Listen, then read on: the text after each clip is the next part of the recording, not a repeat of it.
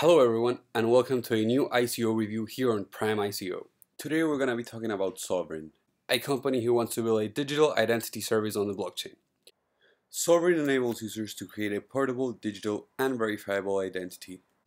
This identity can then be used to access services of third parties without registration with a username and a password. The Sovrin blockchain is designed specifically for the use case of identity management. It is an independent blockchain and not built on top of any other existing blockchain such as the Ethereum. So, before we begin, let's go through some of the executive members. First, there is Roy Awandet, who is the Chief Financial Officer of Sovrin. He is also CFO at Global Upset Corporation since 2011, partner at Next Step Partners LLC, a mentoring and consulting business, and a manager at Lamy LLC, a finance and accounting consultancy business. Then, we have Heather Dahl, who is the Chief Executive Officer of the company and serves in this position since May 2018. She has previous experience in entrepreneurship and blockchain technology projects. Finally, there is Nathan George, who is the Chief Technology Officer of Sovrin, who previously worked as a software engineer and architect for various other companies. So next, we must ask ourselves, how advanced is the project really? The Sovrin Foundation was first announced in September 2016. The network was launched in July 2017 with the first Genesis transaction, and currently there are 24 stewards who have signed on to operate under the Sovrin Trust Network. Now, what are the tokens really used for, and how can the token value appreciate? Well, Sovrin tokens are used to exchange data on the Sovrin network. A user who has an identity with Sovrin may share personal data with a credit institution. In exchange, the user will get paid with Sovrin tokens. The amount of Sovrin tokens to be paid depends on the value of the data. The more data requested and the more valuable this data is, then the higher will be the price to be paid. Just as the Ethereum token, the Sovrin token derives its value from the network. The market capitalization of the token will rise with the usage of the network itself. About the product, well, Sovrin is essentially an identity management solution that enables digital identity verification for consumer and enterprise use cases via cryptographic authentication.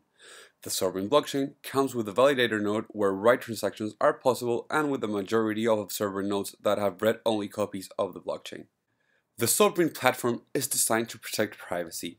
Privacy is an essential condition for a digital identity in order to be compliant with the legislation in certain jurisdictions. To achieve this goal, private data is never stored on the blockchain. The exchange of private data happens outside the Sovrin ledger. Sovrin enables selective disclosure. This is similar to the permission management on the Facebook Graph API, where developers may only request the data from Facebook that they need for their app. The user can decide which personal information to share with a third party. About strengths and opportunities, well, blockchain technology is very well suited for this case because it helps to avoid data breaches. Sensitive data is no longer stored in a centralized database at the supplier of a service or at large software companies such as Facebook and Google. People and economies can better be protected from the effects of cybercrime. On top of this, Sovrin wants to provide a digital identity for those who do not yet have any type of identity. Sovrin's mission is to provide a cheap and accessible identity for everyone. This enables the network to deliver a solution targeted specifically for people in developing countries. Nevertheless, blockchain-based digital identity management is something various other companies are also working on. We have Uport and NPAS who already have Ethereum-based solutions for these identity issues.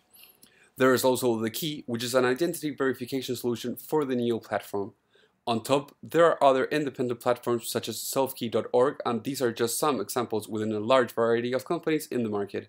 Finally, a member of the executive team seems to be very busy on other companies, which might finally affect the performance within Sovrin.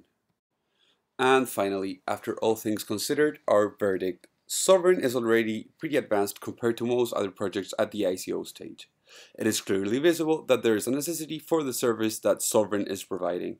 However, investors in the Sovrin ICO need to consider the strong competition in the field. In 2018, it is not yet possible to foresee which blockchain-based identity management solution will be the dominant one in the future. And again, thanks everyone for tuning in, and we'll see you again on another review here on PrimeICO.